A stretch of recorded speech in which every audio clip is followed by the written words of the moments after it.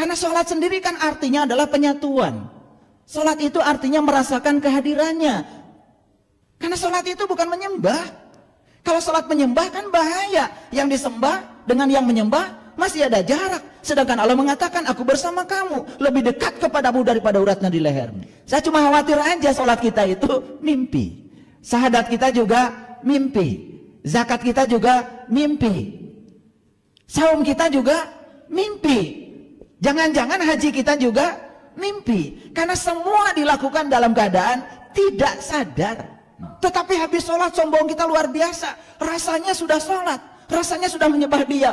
Untung Allah diam dan Allah tidak pernah bersuara. Bagaimana kalau Allah mengatakan, aku tidak merasa disembah olehmu? Kesucian seseorang itu tidak bisa dilihat ketika sedang sholat. Kesucian seseorang itu tidak bisa dilihat ketika sedang kajian seperti ini. Kesucian dia itu hanya bisa dilihat tepat saat dia mendapatkan yang tidak dia inginkan. Aslinya setiap manusia itu keluar di situ. Sesungguhnya orang munafik itu adalah orang yang suka menipu Allah. Menipu itu artinya apa? Seperti berhadapan tapi tidak. Mari kita jujur pada diri kita sendiri. Betul? Sajadah kita sudah diluruskan. Tapi begitu Allahu Akbar, barisan kita tidak rapat bersama Allah. Saf kita tidak lurus kepada Allah. Mencong-mencong. Itu yang tidak pernah kita urus. Masjid mencong sedikit saja, keluarkan uang miliaran. Harus lurus.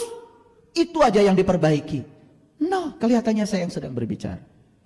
Tapi setiap saya mau berbicara, menyampaikan pengalaman ini kepada semuanya, saya selalu mengkoneksikan diri saya kepada Dia.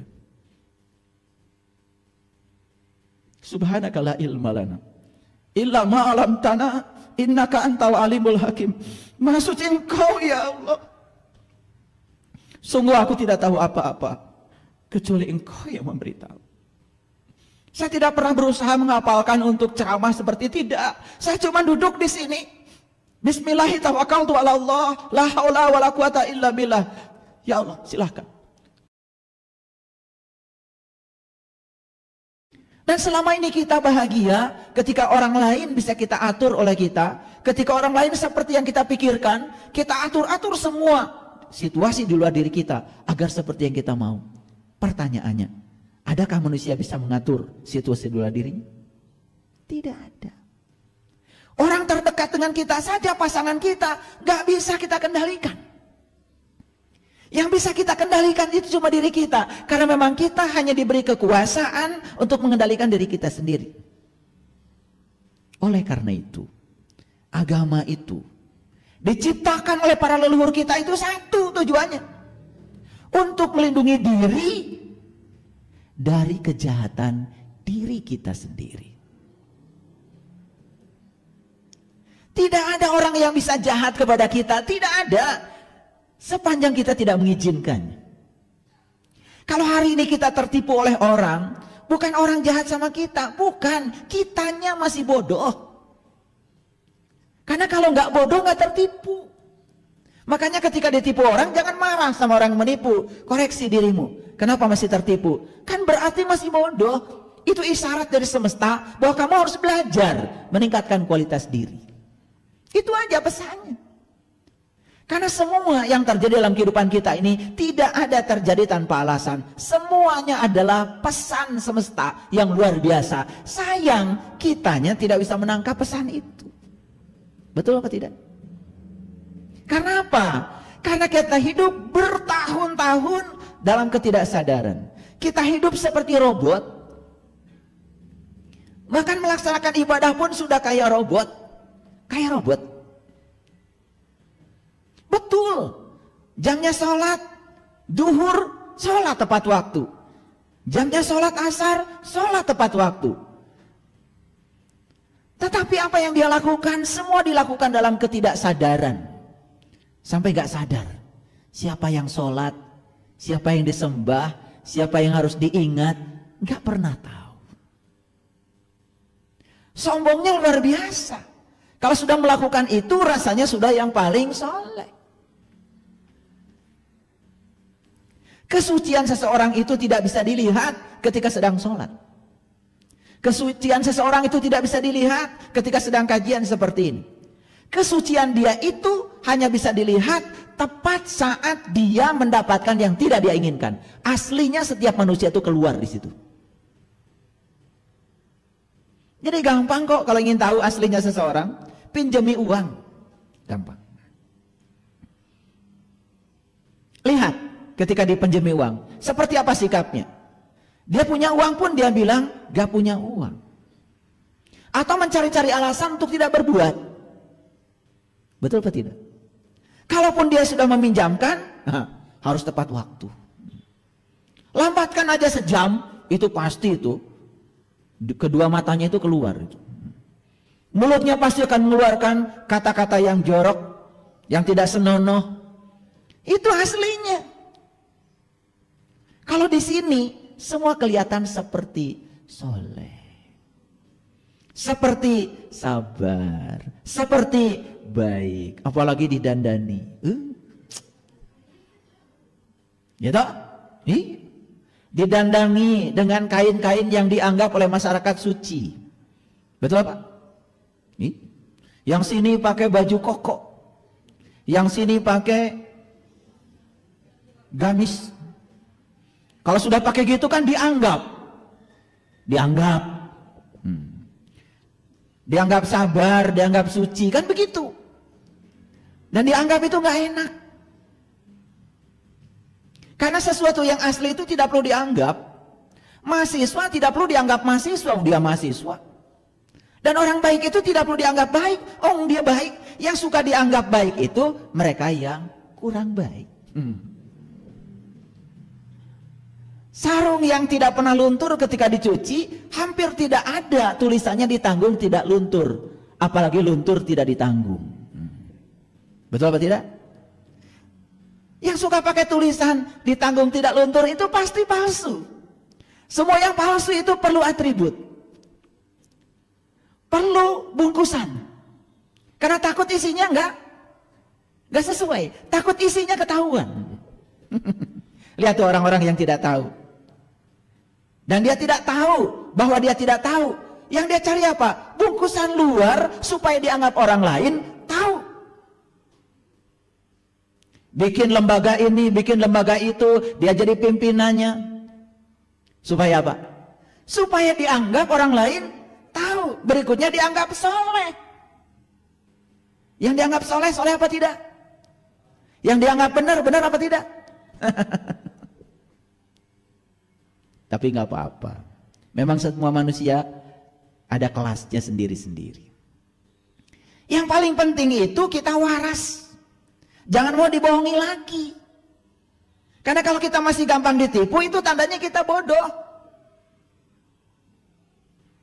Ada orang bilang, kalau minum kopi, katanya sulit tidur. Saya malah kebalikannya. Saya kalau tidur, gak bisa minum kopi.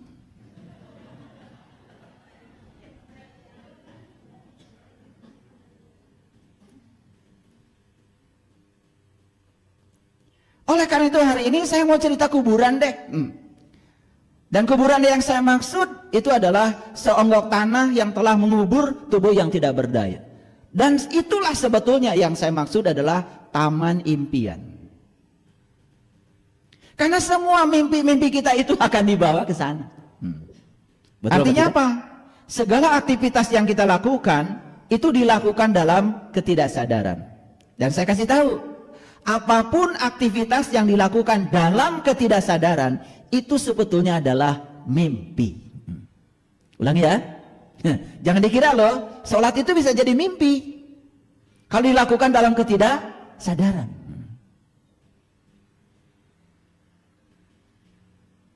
Apapun aktivitas yang dilakukan dalam ketidaksadaran itu adalah mimpi.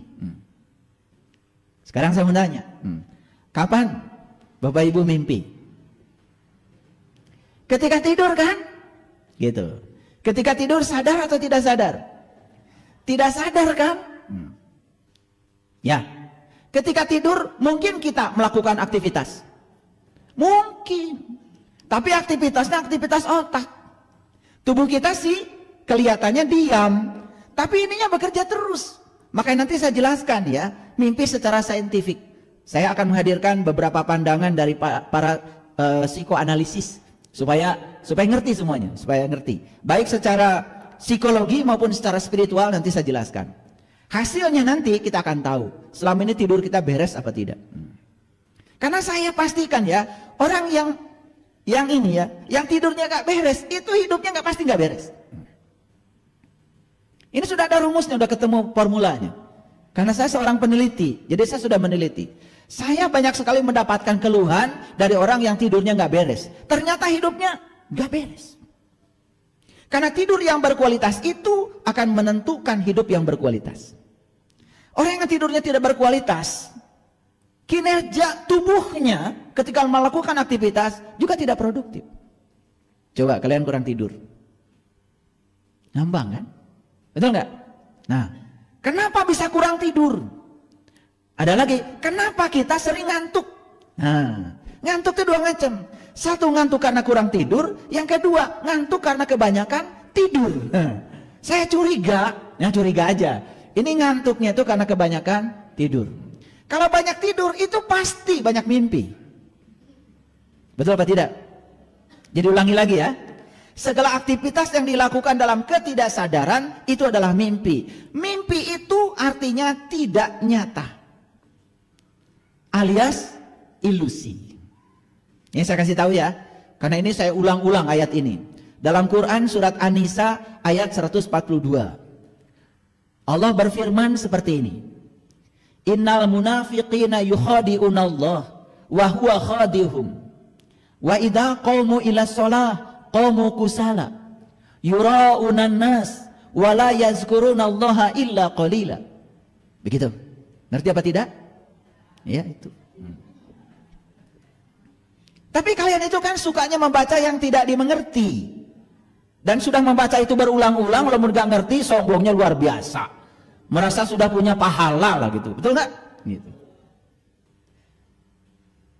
Karena gak ngerti ya terpaksa saya terjemahkan.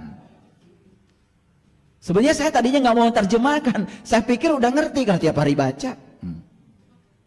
Saking seringnya baca, sampai gak tahu yang dibaca itu.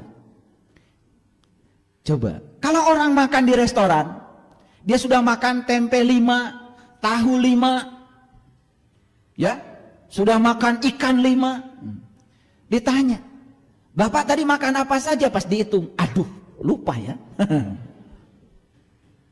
Itu artinya dia melakukan aktivitas dalam keadaan tidak sadar. Itu sebetulnya termasuk kategori mimpi. Saya cuma khawatir aja sholat kita itu mimpi. Syahadat kita juga mimpi. Zakat kita juga mimpi. Saum kita juga mimpi.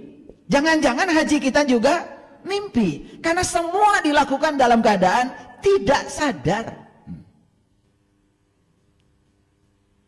Oke? Mengerti sampai sini? Lanjut dulu. Kita kupas ayat yang tadi. Sesungguhnya orang munafik itu, kata Allah bukan kata saya, adalah mereka yang suka menipu Allah. Innal munafiqina yukhadi'unallah. Tahu menipu Allah. Dan kalau saya tanya semua yang hadir di sini, apakah kalian suka menipu Allah? Pasti jawabannya amit amit. Betul nggak? Betul nggak? Astagfirullahaladzim. Gitu.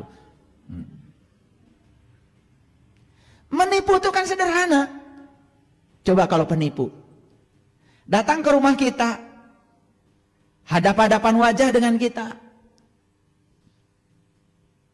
bicaranya sesuatu yang berbeda dengan agenda di belakangnya. Betul atau tidak? Di depannya sih bicaranya baik-baik, tetapi kebaikan itu sebetulnya di belakangnya ada agenda lain. Jadi menipu itu seperti menghadap padahal tidak. Nah gitu sederhananya, supaya gampang, supaya nanti bisa membuktikan. Karena kalau nggak dibuktikan kan pasti akan menyangkal. Betul nggak? Kalau setannya suka menipu Allah, amit amit. Nah sekarang pakai bukti supaya nanti pengakuannya sederhana. Jadi menipu itu apa artinya? Seperti menghadap padahal tidak. Itu. Kan kalau kita sholat, kan seperti menghadap. Betul nggak? Sajadah mencong sedikit aja langsung diluruskan. Betul nggak tidak? Takut mencong. Padahal yang harus diluruskan itu bukan sajadah. Yang diluruskan itu ingatanmu kepada Allah. Sebetulnya itu yang disebut dengan syaf. Luruskan syafnya. Syaf siapa dengan siapa? Kita selama ini nggak ngerti. Syaf itu hanya antara kita dengan teman kita di samping. Udah gitu, kadang-kadang suka lebay. Betul nggak? Rapatkan syafnya langsung, kaki dirapatkan. Betul apa tidak? Sampai bersentuhan dengan teman kita. Pernah saya tanya itu, kenapa kaki harus bersentuhan? Bahaya Pak kalau nggak bersentuhan. Kenapa? Setan bisa masuk dari situ. Lah, kalau ini bersentuhan kan bolongnya di sini lebih gede. Bukannya setan tetap masuk dari sini? Itu jawaban yang lucu. Tapi kelucuan itu kan sebetulnya sudah menjadi jawaban umum. Betul nggak? Karena berbicara sab, selalu sab itu adalah antara kita dengan orang lain. Ya kan? Rapatkan, luruskan, itu nggak ngerti kita itu. Sebetulnya jamaah yang sebenarnya itu antara kita dengan dia. Karena sholat sendiri kan artinya adalah penyatuan. Sholat itu artinya merasakan kehadirannya. Karena sholat itu bukan menyembah. Kalau sholat menyembah kan bahaya. Yang disembah dengan yang menyembah masih ada jarak. Sedangkan Allah mengatakan, aku bersama kamu, lebih dekat kepadamu daripada uratnya di lehermu. Mau nyembah gimana lagi dia bersamamu? Bahkan mewujud menjadi napasmu. Bahkan dia tinggal di penglihatanmu. Dia tinggal di pendengaranmu. Masih kurang bukti gitu? Coba lihat orang ketika berhenti bernafas. Walaupun punya mata tidak melihat lagi, punya telinga tidak mendengar lagi, dicocokin makanan apapun tidak merasakan lagi. Bukankah kita merasakan semua jenis makanan justru karena kehadiran dia? Nggak usah jauh-jauh belajar tauhid. Itu namanya belajar kesadaran. Makanya saya mau makan saja bisa menangis. Kenapa? Apa kira makanan yang dimakan itu sesuatu yang berbeda dengan diri kita? Tidak. Karena semua yang kita makan, energinya akan menyatu dalam tubuh kita. Materinya akan menyatu jadi darah kita, daging kita, tulang kita. Makanya hormati yang kita makan itu. Sekarang di piring, tapi sebentar dia akan berubah menjadi tubuh kita. Bukankah itu adalah calon tubuh kita? Makanya mau makan itu, hargai makanan itu. Cari makanan yang bagus, yang mewah. Jangan yang haram, jangan yang jelek. Hargai tubuhmu. Tubuh ini mahal. Pemberian Allah yang luar biasa. Pantaskan dirimu. Kasih baju yang bagus. Kasih sepatu yang bagus. Buat dirimu, kasih yang terbaik. Kalau buat dirimu saja kamu memberi yang terjelek, bagaimana kamu bisa menjadi murah hati pada orang lain? Untuk diri sendiri saja pelit. Punya duit taruh di bank, punya duit taruh di bawah bantal. Makan seadanya. Ya tubuhnya sakit, tubuh tidak dilayani, tubuh juga tidak akan melayani kita. Belum sampai jiwa kita diantarkan pada tempatnya, tubuh ini sudah mogok, tidak layak pakai. Maka di usia muda, sang napas sudah tidak mau lagi masuk ke tubuhmu, gak layak pakai. Jantung sudah tidak berfungsi, paru-paru sudah tidak bisa mengubah karbon dioksida menjadi oksigen menjadi karbon dioksida. Darah sudah tidak mengalir lagi, sumbatan dalam tubuh banyak. Kenapa? Makan sembarangan. Saya kalau bicara begini pengen menangis. Kenapa? Saya memperhatikan begitu banyak orang yang punya tubuh yang luar biasa ini. Dia abaikan tubuhnya. Dia terus mengejar sesuatu yang hanya dalam mimpinya sendiri. Kita kembali lagi kepada tadi. Sesungguhnya orang munafik itu adalah orang yang suka menipu Allah. Menipu itu artinya apa? Seperti berhadapan tapi tidak. Mari kita jujur pada diri kita sendiri. Betul? Sajadah kita sudah diluruskan. Tapi begitu Allahu Akbar, barisan kita tidak rapat bersama Allah. Saf kita tidak lurus kepada Allah. Mencong-mencong. Itu yang tidak pernah kita urus. Masjid mencong sedikit saja, keluarkan uang miliaran. Harus lurus. Itu aja yang diperbaiki. No. Allah mengatakan walillahil masyriqi wal maghrib fa aina ma tuwallu fasamma wajhullah. Aku meliputi timur dan barat, dan kemanapun kamu malingkan wajah, aku akan mendapatkan aku.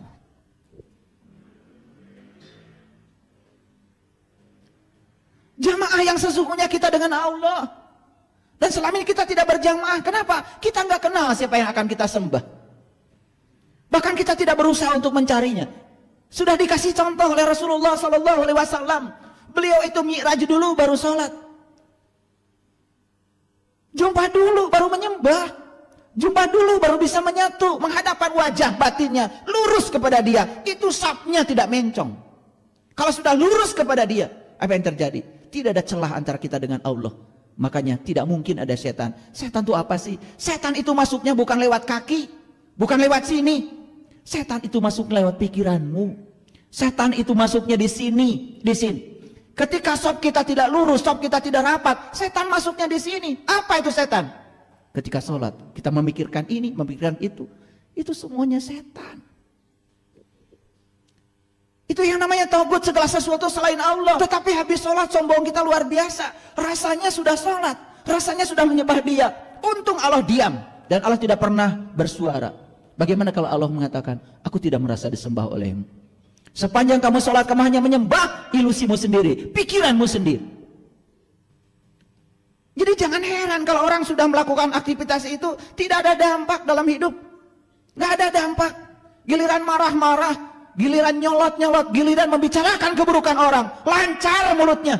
Tidak ada yang mencegah dari dalam. Karena apa? Kesadarannya tidak tumbuh. Sholat sebagai sarana untuk mencegah perbuatan keji dan munkar sama sekali tidak berfungsi apa-apa. Karena sholat kita mimpi. Dilakukan dalam ketidaksadaran.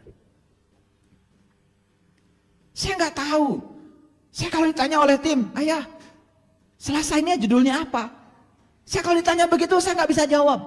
Ketika otak saya masih di beta, itu adalah otak saya, itu pikiran waras saya. Dan saya untuk memberi judul saja, saya harus masuk ke gelombang alfa.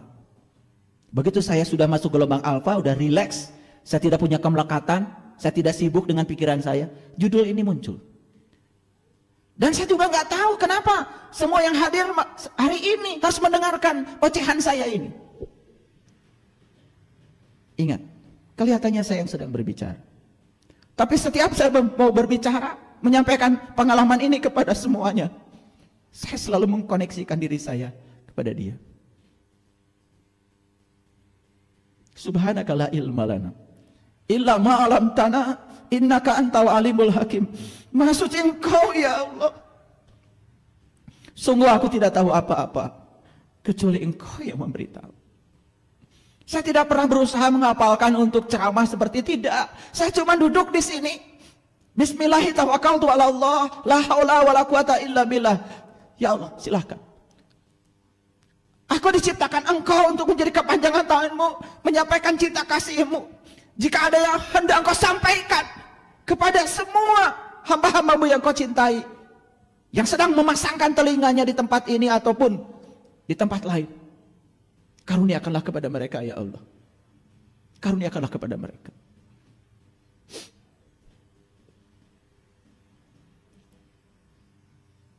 Mengerti sekarang sop itu. Mengerti sekarang rapatkan barisan. Subhanallah. Bertahun-tahun kita sholat cuma itu saja. Udah jelas hasilnya tidak ada. Tidak mau mengembangkan diri. Apa sebetulnya pesan leluhur kita yang sebenarnya? Hadir, saya kasih tahu. Kalau barisan kita sudah rapat, tidak ada celah masuknya pikiran-pikiran buruk yang namanya setan, pikiran gelap yang namanya setan. Sholat yang semacam itu akan dibawa ke dalam kehidupan. Tidak ada celah dalam hidup kita untuk dimasuki oleh pikiran-pikiran buruk. Jadi sholat itu sudah bukan lagi 5 waktu. Sholat itu sepanjang waktu. Itu yang disebut dengan walladzina hum fi sholatihim doimun. Itu sholat doim itu begitu.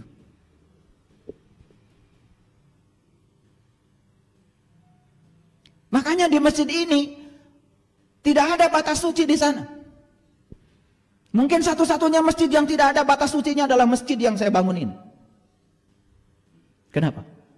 Saya khawatir kalau pakai batas suci, kalian cuma so suci aja di masjid, keluar dari sini melakukan tindakan yang buruk.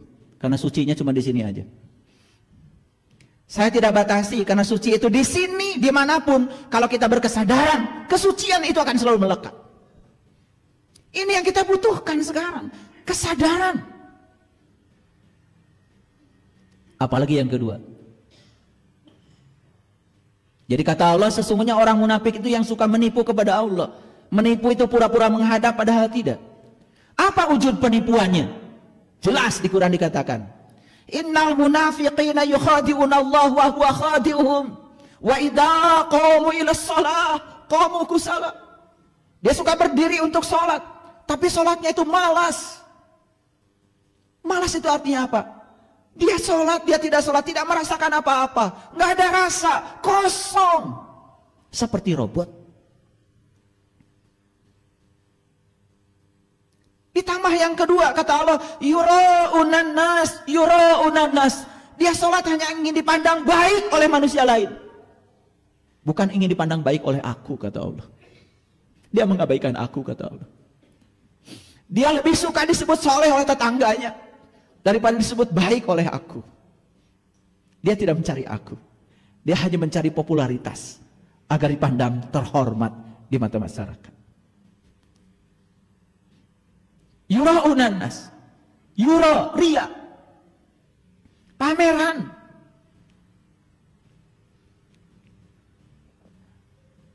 Ketika sholat berjamaah, bacaannya panjang, biar disebut orang lain, luar biasa. Bacaan Qur'annya fasih, panjang, hafalannya luar biasa, biar semua orang terkagum-kagum sama dia. Ketika dia sendiri, bacanya kulhu lagi, kulhu lagi. Dia pun baca kulhu bukan karena tertarik isinya, karena sangat tertarik oleh pendeknya. Makanya menurut ilmu fikih, ria itu ada dua, ada ria nifak, ria adat. Ria nifak itu melakukan sesuatu karena bermuatan. Semua ibadah kepada Allah itu dikait-kaitkan dengan kebutuhan-kebutuhanmu, dikait-kaitkan dengan keinginan-keinginanmu. Ketika bangkrut, mulai sadar, sholat. Saya yakin orang yang sholat, baru sholat ketika bangkrut, tambah bangkrut. Itu hukum fisikanya sederhana, like attracts like. Yang serupa akan menarik yang serupa. Kenapa? Dia sholat bukan digerakkan oleh Allah, digerakkan oleh kebangkrutannya. Jadi Tuhannya apa? Tuhan dia itu bukan Allah, bangkrutnya itu. Hati-hati. Kan banyak yang mengajarkan keliru, mengajarkan agama, sok tahu. Kalau kamu banyak masalah, banyak tahajud, berarti tahajud itu didorong oleh masalah, bukan oleh Allah. Tambah banyak masalahnya. Itu sudah terbukti. Ada yang namanya law of spiritual attraction. Nah, gaul dikit. Ada law of attraction. Itu hukum tarik-menarik antara materi dengan materi. Sudah jelas. Kalau dulu waktu SMA pernah belajar namanya hukum gravitasi Newton. Bahwa setiap dua massa akan melakukan gaya aksi. Sama seperti kita ini. Kita massa nih, bumi kita massa. Antara kita dengan bumi sekarang tarik-menarik. Gara-gara tarik-menarik kalian bisa duduk tegak seperti itu. Bayangkan kalau tidak punya gaya gravitasi. Orang pergi ke angkasa tidak ada gaya gravitasi. Mau minum kopi saja harus menciptakan gelas anti gravitasi. Kenapa? Air kopinya lari-lari. Ibu-ibu enak. Ambil bawang, tinggal ambil. Ambil pisau, sudah ada di situ. Kenapa? Itu karena gravitasi bumi. Pernah berterima kasih pada hukum gravitasi? Tidak, gak sadar. Nah sekarang dunia sains sudah masuk bukan law lagi. Bukan law of attraction, tapi law of spiritual attraction. LOSA namanya. Udah apa? Tambah S. Lebih keren lagi. Kemudian muncullah yang namanya like attracts like. Hati-hati punya utang. Begitu kata utang ada di sini, ingat, hanya akan menarik potensi-potensi utang baru. Utangmu tambah banyak. Harus diganti alam bawah sadar kita. Kata utang harus dihapus. Ganti berkelimpahan. Utangnya lunas, saldo kita nambah. Sayang sekali ya. Ilmu yang agung ini justru yang mengamalkan orang lain. Padahal Allah sudah bersabda. Ya Allah sudah berfirman dalam hadis qudsi, aku bergantung sangkaan hambaku. Jadi penentu takdir kita itu adalah pikiran kita sendiri sebetulnya. Subhanallah. Ilmu yang agung ini tidak kita terapkan. Akibatnya apa? Hidup kita begitu banyak keterbatasan. Terbatas uang, terbatas waktu, terbatas kemampuan. Semua yang membatasi adalah pikiran kita sendiri. Karena kita tidak bisa mengakses yang tanpa batas. 2, riya. Yang ketiga, wala yazkurunallaha illa qalila. Dia tidak mengingat Allah selama salatnya kecuali sangat sedikit sekali. Yang sedikit saja ingatnya sama Allah disebut menipu Allah. Apalagi dari Allahu Akbar sampai salam, gak ingat sama sekali karena tidak tahu dan kenal kepada yang disembahnya. Mau tetap sombong seperti itu? Mau tetap mengagung-agungkan diri sebagai orang yang paling segalanya lalu menyalahkan pihak lain? Kenapa ini terjadi? Karena kita melakukannya tanpa kesadaran. Semua yang dilakukan tanpa kesadaran. Apa tadi? Mimpi, ilusi, bukan kenyataan. Tahu caranya supaya mimpi jadi kenyataan? Tahu caranya? Bangun tidur. Gitu aja. Kalau itu gitu aja mikir. Supaya mimpi segera jadi kenyataan ya sederhana. Bangun tidur. Kalau tidak mau disebut mimpi sholatnya, ya sekarang bangunkan kesadaran kita. Kiamatkan diri kita.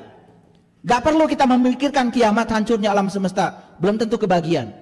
Sekarang kiamatkan aja diri kita. Kiam itu artinya bangkit. Tentukan hari kebangkitannya kapan. Tentukan sekarang. Saya mau bangkit. Saya mau belajar. Saya cari orang yang benar-benar tahu. Awas. Banyak orang yang pura-pura tahu.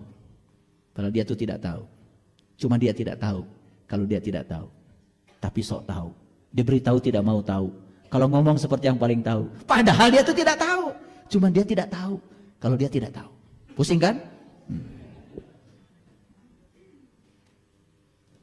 Makanya begitu kita sadar. Oh ternyata saya tidak tahu. Sekarang saya tahu. Kalau saya tidak tahu. Revolusi spiritual hanya akan terjadi. Orang yang bisa ditolong itu hanya orang-orang yang tahu kalau dirinya tidak tahu. Orang-orang yang sok tahu, berlagak tahu, padahal tidak tahu. Cuma dia tidak tahu kalau dirinya tidak tahu. Dia bungkus dengan berbagai macam atribut. Dia dandangi tubuhnya macam-macam. Banyak bungkusnya. Gak puas tasbihnya segede-gede kelereng, pakai yang segede-gede gini tasbih. Tasbih itu sudah jadi benda. Sudah jadi alat penghitung. Luar biasa ya. Allah aja nyebut-nyebut nama kita tanpa batas. Kita nyebut nama Allah aja harus pakai batas. Makanya terbatas terus. Allah cinta kasihnya kepada kita tanpa batas. Kita untuk Allah selalu berbatas. Betul apa tidak? Mengucapkan subhanallah itu bagus. Tetapi mengucapkan saja tidak cukup. Buat apa kita bilang subhanallah 3-3 setiap salat? Kalau itu tidak diiringi dengan tindakan dalam kehidupan kita. Mau ambil punya orang, subhanallah. Pernah gitu? Subhanallah ketika habis salatnya aja. Subhanallah, subhanallah. Begitu ada yang menarik, walaupun punya orang, ambil juga. Udah nggak laku subhanallah di situ. Begitu orang lain tidak tahu dan dia bisa ngutil uang di kantor. Karena gak ada yang lihat, yang tahu cuma dia. Gak ada subhanallah. Coba subhanallah itu mulai diterapkan. Mau ngomongin orang, subhanallah. Takut jiwanya kotor, betul gak? Allah tuh gak perlu disucikan olehmu.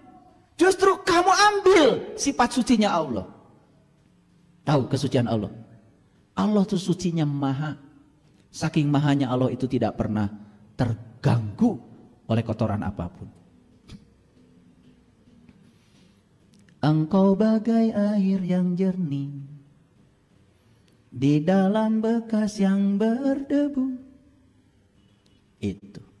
Dia itu bagai air yang jernih dalam bekas yang berdebu. Sekotor apapun tubuh kita, dia tetap aja maha suci. Itu. Belajar dari kemahasuciannya Allah. Tidak ternoda. Kalian tuh gampang sekali ternoda. Wajah-wajahnya kayak gini. Baperan. Baca subhanallahnya sudah lancar, tetapi kotor. Kenapa? Subhanallah cuma di atas mulut, tidak ditarik dalam kesadaran. Mau bicarakan orang, buruk sangka sama suami, Subhanallah. Gitu nggak kalian? Enggak. Karena pahalanya nanti. Padahal pahala itu sekarang. Mau dapat pahala sekarang? Nih saya kasih tahu. Begitu baca subhanallah dengan kesadaran.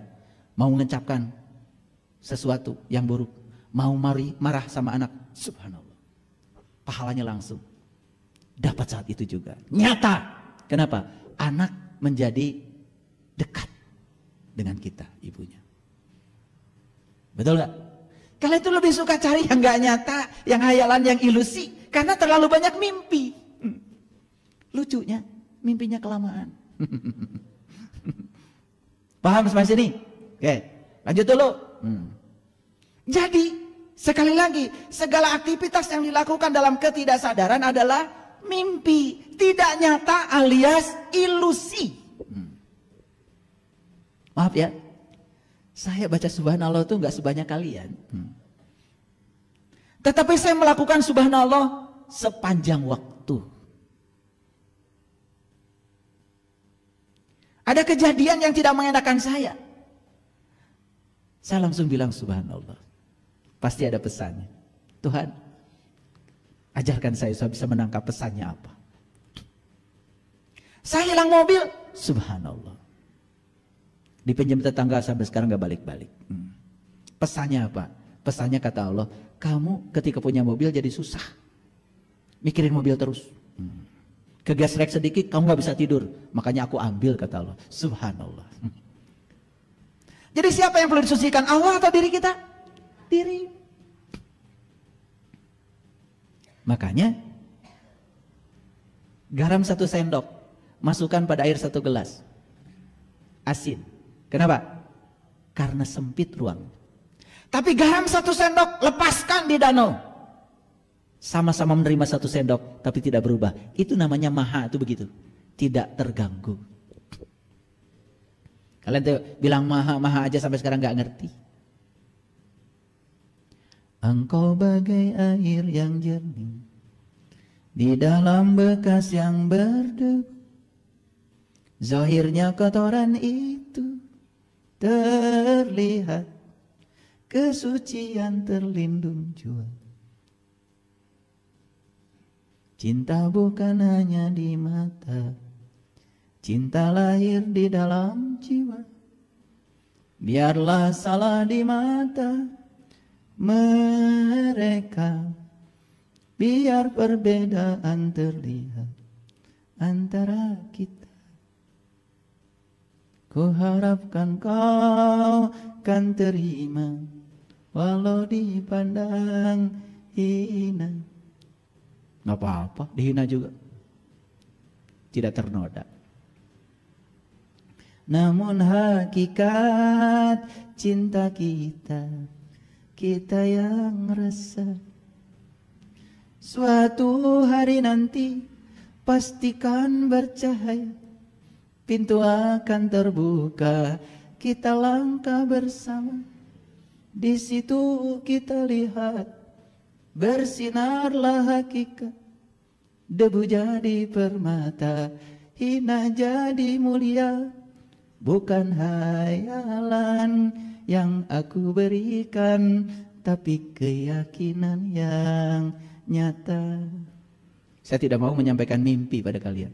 Saya menyampaikan yang nyata-nyata saja. Saya tidak mau menjanjikan kehidupan nanti, karena saya belum ke sana. Saya hanya bisa menjanjikan kehidupan di sini, saat ini sekarang, yang bisa dirasakan langsung. Karena saya tidak boleh menipu orang lain. Karena menipu orang lain berarti menipu diri saya sendiri. Lucu ya, banyak yang menjanjikan ini itu nanti, dia juga belum ke sana. Tapi percaya kalian.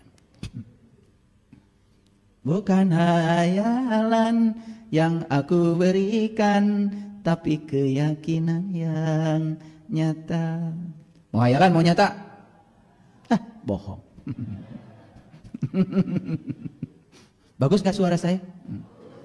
Tunggu rekamannya. Gak selesai-selesai, satu slide baru judul. Jadi kuburan yang dimaksud adalah tempat di mana tubuh yang tak berdaya dibaringkan. Di situ semua mimpi terkubur. Kenapa mimpinya dibawa ke kuburan? Satu, tidurmu terlalu panjang. Sejak lahir sampai mati gak sadar-sadar. Makanya Rasulullah bersabda, janganlah kamu mati meninggalkan utang. Janganlah kamu mati meninggalkan utang. Utang yang dimaksud oleh kita ke BRI, ke BCA, itu no. Apa utang itu? Utang besar manusia dalam hidup ini adalah gak tahu jati dirinya, gak tahu Tuhannya. Itu utang. Dan utang itu yang harus dilunasi duluan. Utang itu harus dibayar duluan. Nih saya kasih tahu. Begitu hari ini kita lunasi utang kita, awas. Kenapa disebut utang? Saya kasih tahu penjelasan. Waktu kita setelah ditiupkan ruhku ke dalam tubuh kita, kita ditanya oleh Allah, Alastu birabbikum? Apakah aku ini Tuhanmu? Kata Allah, yes. Qalu bala syahidna. Ya, aku menyaksikan Tuhan. Apa yang pernah kita saksikan saat itu, sekarang kita sudah lupa. Makanya lupa itu jadi utang. Makanya harus ingat kembali. Begitu yang lupa ingat kembali itu namanya tobat. Tobat itu bukan minta ampun hadirin. Ya, karena ngikut-ngikut orang, jadinya gitu aja kita. Tobat minta ampun. Tobat itu bahasa Arab berkata taba, ya tubuh taubatan. Tobat itunya balik tobat itu. Nih HP saya adanya di situ. Saya pindahkan ke sini. Balikin ke sini itu namanya tobat. Asalnya kita kenal pada dia, jadi nggak kenal. Kenali lagi dia. Itu namanya tobat. Makanya begitu kita balik kepada dia. Apa kata dia? Inna fatahna laka fatham mubina. Sungguh aku telah memberikan keterbukaan kepada kamu. Keterbukaan yang amat nyata. Terbukanya apa? Terbuka mata kalbu kita. Terbuka mata jiwa kita. Yang asalnya tertutup, tidak tahu pada dia, tahu lagi di kehidupan yang sekarang ini. Karena siapa yang tidak berjumpa dengan dia di kehidupan yang sekarang, tidak akan berjumpa di akhirat. Wa adallu sabila, bahkan jalannya lebih sesat. Itu Quran, surat Al-Isra 72. Wa man kana fi hadihi a'ma wa huwa fil akhirati a'ma wa adallu sabila. Begitu kata Allah. Siapa yang tidak melihat di dunia, dia tidak akan melihat di akhirat dan jalannya lebih sesat. Lanjut. Serius sekali ngajinya. Ketawa dong. Ya, biar ada endorfinnya. Ya, kalau ngaji terus serius itu sesat pengajian.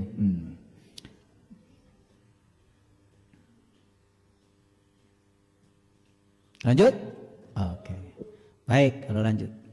Jadi sudah mengerti judul yang tadi? Oke. Mimpi bukanlah kenyataan. Setuju? Ulangi. Mimpi bukanlah kenyataan. Kalian mimpi makan di restoran, gak nyata. Kalian mimpi ada yang ngasih uang banyak, begitu bangun, buka dompet, tetap hepeng.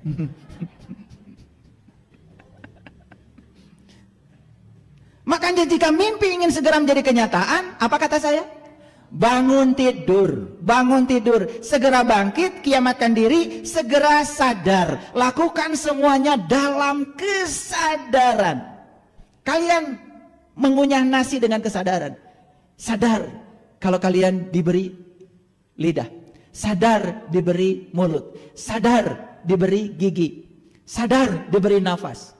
Sadar bahwa semua rasa itu kita rasakan karena kehadiran dia dalam diri kita. Lagi mengunyah itu bisa keluar air mata. Itu namanya nyata. Selama ini kita makan pun dalam ilusi, dalam ketidaksadaran. Betul?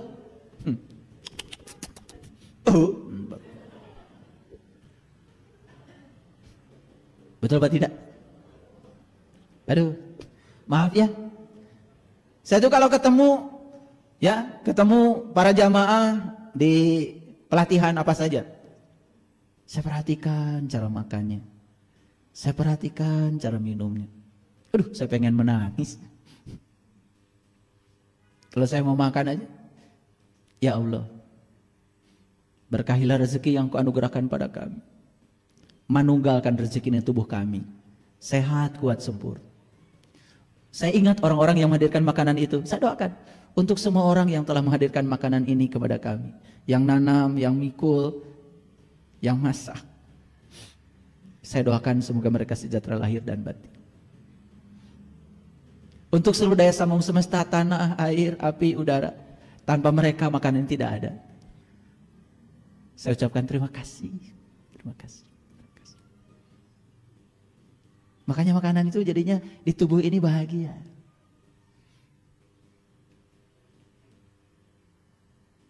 Kalian habis makan mencret, gak bahagia tuh makanan masuk tubuhmu itu. Saya gak pernah mencret. Sampai, mohon maaf, buang air besar pun saya kontrol. Ya, gak boleh terlalu keras. Tidak boleh juga mencret. Harus lembut. Begitu, pluk, harus tenggelam. Harus tenggelam, gak boleh ngapung. Kalau ngapung berarti minyak terlalu banyak. Ya saya perhatikan.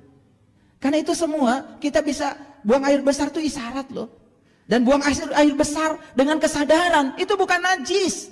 Justru kita berterima kasih. Bagaimana tubuh bisa mengeluarkan kotoran itu? Bukankah karena ada nafas? Sadar nggak kalian itu? Aduh, makan nggak sadar, pup nggak sadar, pipis nggak sadar. Sholat apalagi?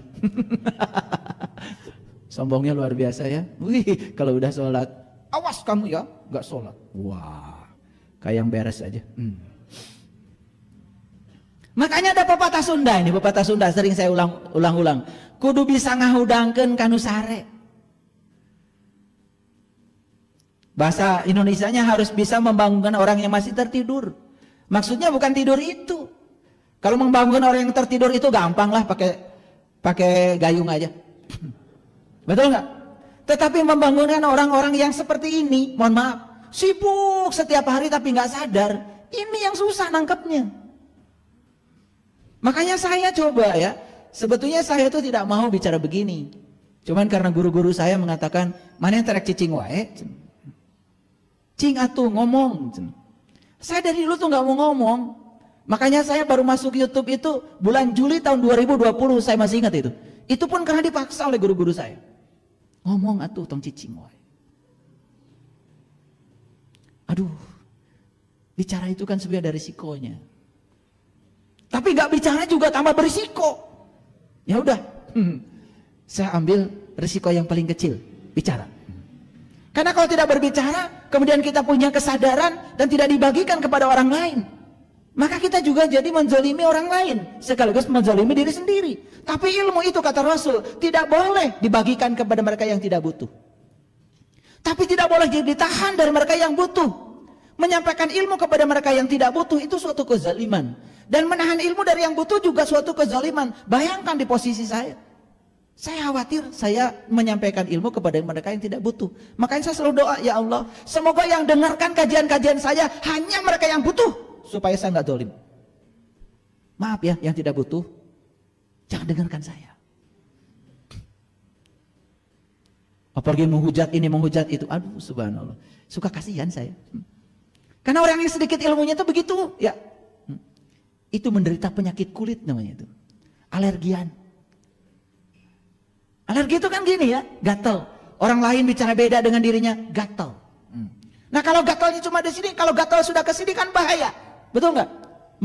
Mengomentari orang lain yang sesuatu yang dia tidak mengalaminya sendiri, kan berbahaya. Oke, mau ngahudangkeun kanu sare? Mau membangunkan yang tertidur? Gimana caranya? Gimana caranya?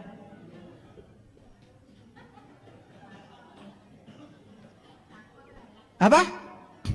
Bukan. Kalian tidak akan bisa membangunkan orang lain sepanjang kalian belum bangun.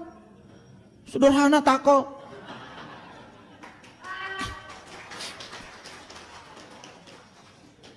Jadi sebelum kita membangun orang lain, atuh udang heula anjeun. Mana kerek-kene kan udangkeun batur kumaha. Masih dihiasi dengan ilusi dan mimpi-mimpi. Bagaimana membangunkan orang lain? Paling juga ngajak tidur. Ini hati-hati ya kalau bicara. Saya khawatir banyak orang yang sedang bermimpi, kemudian cerita mimpi pada orang lain, lalu orang lain menjadi ikut mimpi dengan dia. Itu kenyataan hari ini seperti itu. Kalau dikasih yang benar, yang nyata, menolak. Tapi dikasih ilusi, Yang apa kata orang gak nyata, pada mau anehnya itu. Luar biasa. Yuk, kalau gitu kita masuk lebih dalam. Judulnya udah selesai. Saya ngasih motivasi sedikit. Apapun yang tidak dimulai hari ini tidak akan pernah selesai besok. Setuju?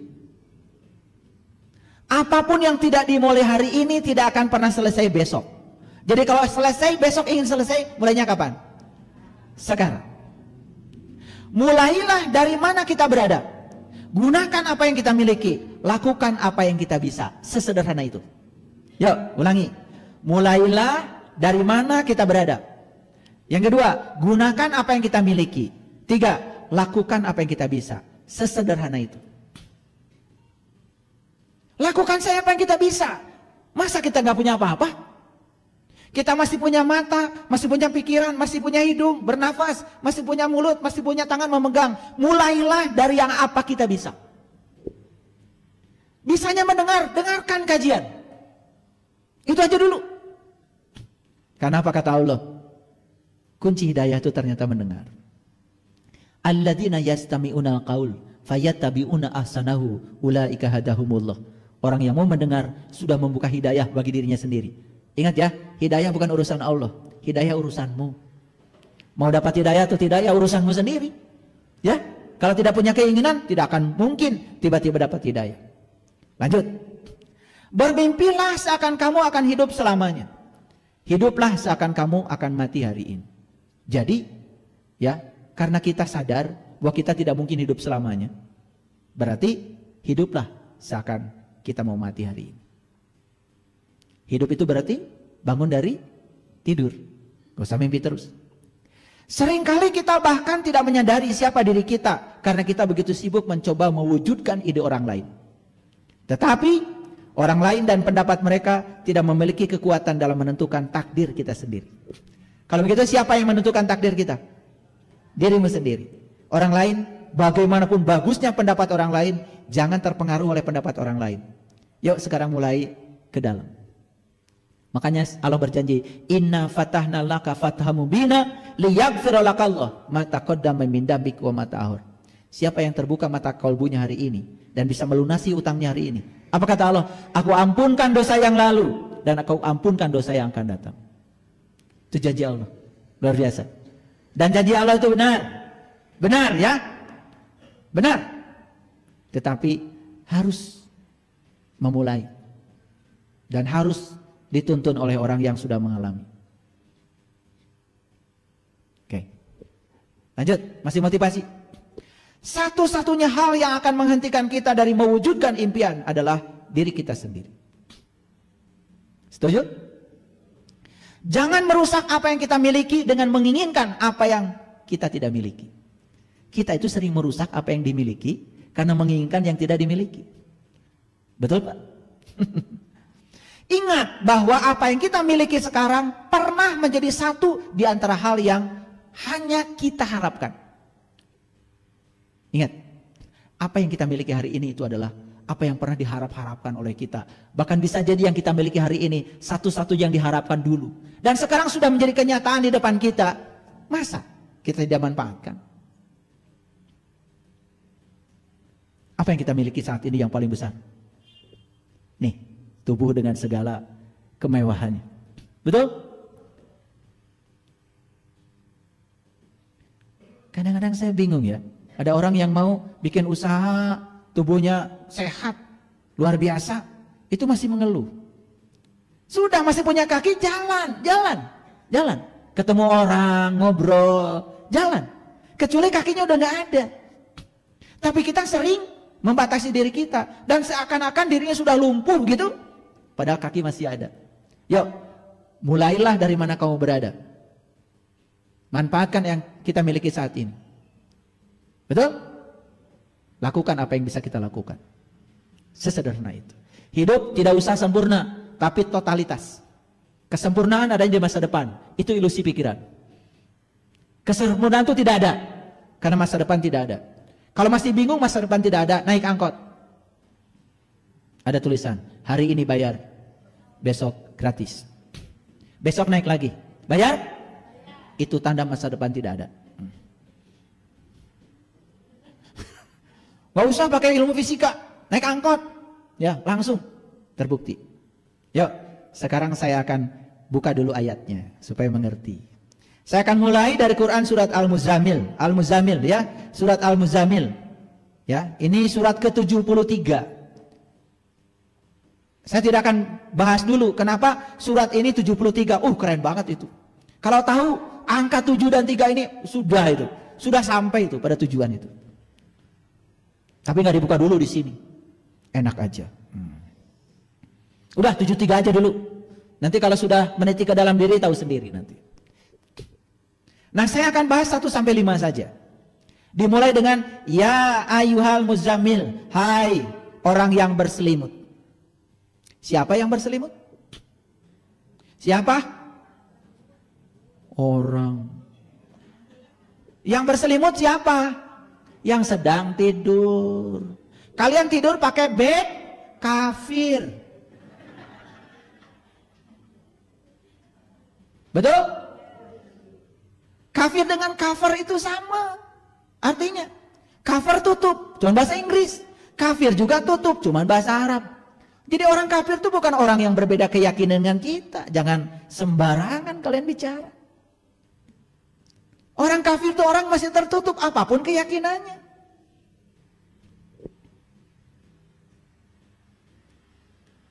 Ulangi, rasakan dulu. Ya ayyuhal muzammil, hai orang-orang yang berselimut.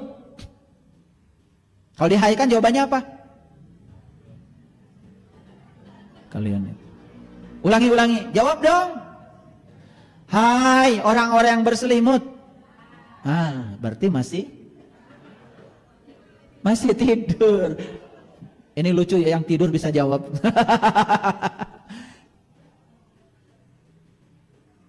Coba pakai logika sedikit aja. Ya sayang pikiran ini nggak digunakan dari dulu. Makanya kan ada sindiran katanya kalau ada pameran otak dan kemudian ada tulisan Indonesia, kayaknya paling mahal harganya. Belum pernah dipakai masalahnya, masih baru. Dan katanya yang paling murah mungkin katanya otaknya orang Jepang. Tiap hari dipakai. Makanya murah.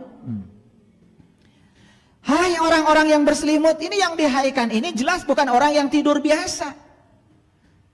Pakai nalar ya sedikit kalau ngaji. Agama itu akal dan tidak ada agamanya baik tidak berakal. Gak mungkin amat Allah menghaikan orang-orang yang tidur lorok. Bukan. Itu kalau dihaikan gak bisa jawab. Coba kalau dihaikan yang ini. Hai orang-orang berselimut. Saya jawab. Jadi jelas ya. Bukan tidur itu yang dimaksud ayat ini. Dan selimutnya pun bukan bed kafir. Tetapi selimutnya adalah ketertutupan, merasa paling benar, merasa paling hebat, merasa paling tahu, mendandangi diri dengan kain kehormatan, seakan-akan paling hebat dan tahu, lalu di mana-mana ngasih pencerahan, pada dirinya juga bingung. Tah eta. Ulangi, hai orang-orang yang berselimut. Nah, sebelah sini belum jawab. Kayaknya tidur beneran nih. Yang ini udah bangun cuma sadar masih berselimut, masa jawab. Ini kan masalah retorika ya.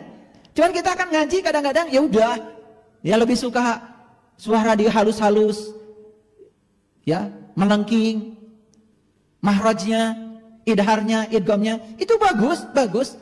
Tetapi itu baru belajar bahasa Arab. Belum ngaji itu. Belum. Karena ngaji itu berarti kita ngaji, namanya ngaji mengkaji. Ini baru bolak-balik aja. Ya ayyuhal muzammil, hai orang berselimut. Buat siapa sih hai ini? Buat orang yang masih berselimut. Apa selimutnya? Selimut itu adalah dinding yang kita bangun oleh kita sendiri. Bisa khayal, bisa nyata. Dinding itu yang membuat kita sulit berinteraksi dengan dunia luar. Coba, mohon maaf.